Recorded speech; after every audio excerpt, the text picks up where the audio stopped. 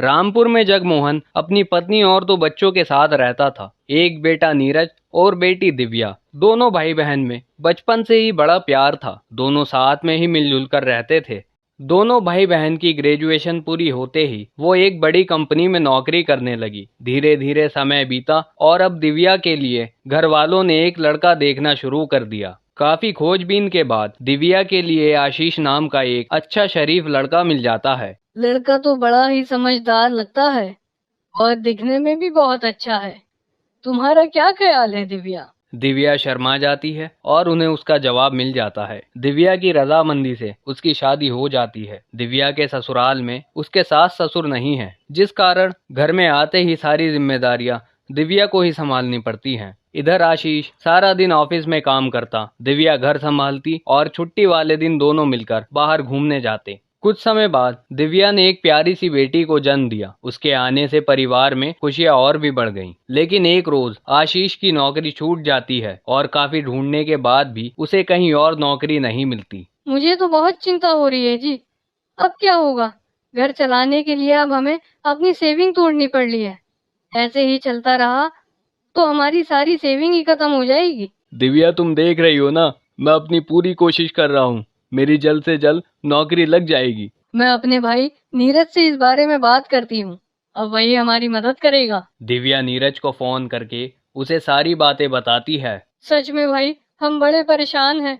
काफी समय हो गया है इन्हें नौकरी ढूंढते हुए, लेकिन कहीं भी नौकरी नहीं मिल रही। डोंट वरी दीदी, मैं पूरी कोशिश करूंगा कि जीजा जी की नौकरी जल्द से जल्द लग जाए और तुम ज्यादा परेशान मत हो। इतना कहकर नीरज फोन रख देता है और अगले ही दिन कंपनी में अपने बॉस से वैकेंसी की बात करता है। देखो नीरज, तुम एक होनहार एम्प्लॉय हो, लेकिन सच कहूँ तो इस वक्त मेरे पास पूरा स्टाफ है।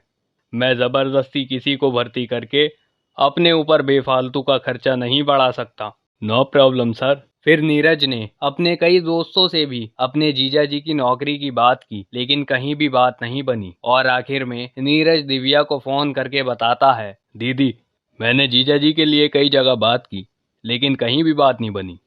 वो क्या है ना, इस वक्त कहीं भी नौकरी नहीं है। अच्छा, अब इन्हें मजबूरन कोई छोटा मोटा मजदूरी का काम ही करना पड़ेगा। दीदी, आपको किसी भी तरह की आर्थिक मदद की जरूरत हो तो आप बिल्कुल भी ना शर्माना, मुझे बेझिझक होके बताना, ठीक है?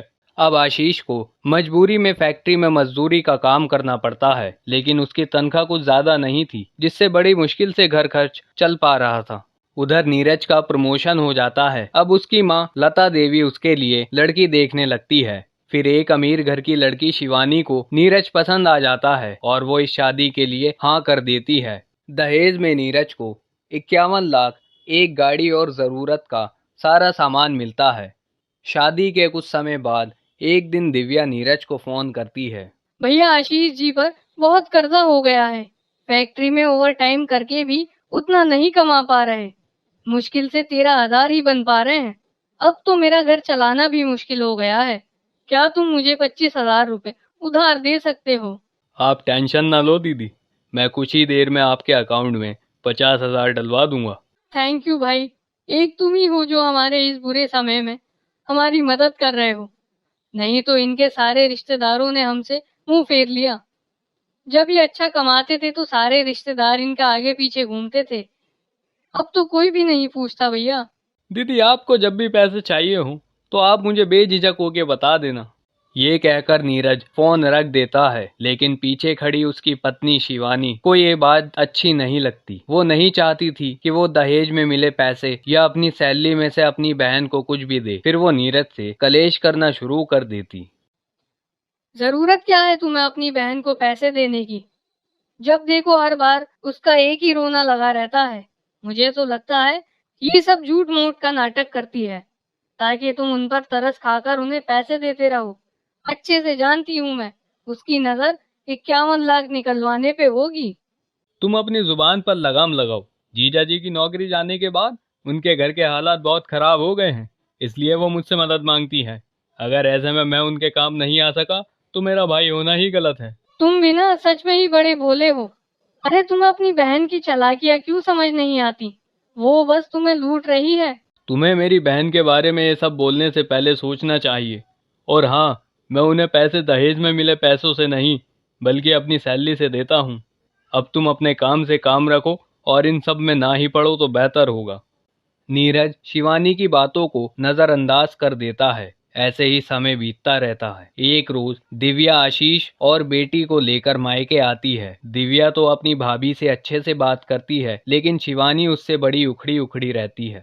कुछ देर बाद शिवानी सबके लिए नाश्ता बनाती है। वो सभी को पराठे परोसती है। सभी नाश्ता करते हैं। आशीष की प्लेट में रखे 3 पराठे वो खा लेता है और एक पराठा लेने के लिए वो जैसे ही प्लेट की तरफ हाथ बढ़ाता है, तभी शिवानी गुस्से से बोलती है, मैंने आपके लिए 3 ही पराठे बनाए थे, जो कि आप खा चुके हैं।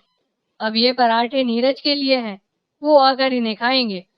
अब आप इन्हें हाथ मत लगाइए। यह सुनकर आशीष शर्मिंदा हो जाता है और उसकी आंखों में आंसू आ जाते हैं। बहू, अगर मेरी प्लेट में भी पराठा कम पड़ जाएगा और मेरी और खाने की इच्छा होगी, तो क्या तू मुझे भी ऐसे ही मना कर देगी? नहीं माँ जी, मैं तो आपके लिए और बना दूंगी। फिर तुमने दामाद जी से ऐसा क्यों कहा? वो हमारे मेहमान हैं। अब नीरज के लिए 2 पराठे और लगा दो तुम। सासू माँ, पराठे सच में बहुत अच्छे बने थे, इसलिए मेरी और खाने की इच्छा थी, लेकिन अब मेरा पेट भर गया है। अब मुझे नहीं खाना। बेटा, मैं शिवानी की तरफ से तुमसे माफी मांगती हूँ। अब तुम ये पराठे खा लो। अपनी सास के बार बार कहने पर आशीष वो पराठे खा लेता है, मगर शिवानी गुस्से से रसोई में बर्तन पटकने लगती है। तभी वहां पर नीरज आ जाता है। अरे माँ, ये रसोई से बर्तन पटकने की आवाज क्यों आ रही है? आपने शिवानी से कुछ कहा क्या? अरे नहीं नहीं भाई, वो लगता है भाभी की तबीयत थोड़ी ठीक नहीं है, इसीलिए वो गुस्से में है। ओह अच्छा, कोई बात नहीं, वो ठीक हो जाएगी। दिव्या कोई भी बात नीरज तक नहीं आने देती, लेकिन शिवानी की ये बात आशीष के दिल पर लग चुकी थी और उसने दिव्या से वापस घर चलने के लिए कहा। मुझे लगता है अब हमें चलना चाहिए दिव्या। हमारे यहाँ रहने से शिवानी का काम बढ़ गया है। चलो वापस अपने घर चलते हैं। वो दोनों वापस अपने घर आते हैं, लेकिन उन्हें अब समझ आ गया था कि पैसों की क्या कीमत है। इसलिए अब उन दोनों ने दिन रात मेहनत करके अपने लिए नौकरी ढूंढना शुरू कर दी और उन्हें एक बड़ी कंपनी में नौकरी मिल जाती है और धीरे धीरे उनकी आर्थिक स्थिति ठीक होने लगती है और वो खुशी खुशी अपना जीवन जीने लगते हैं।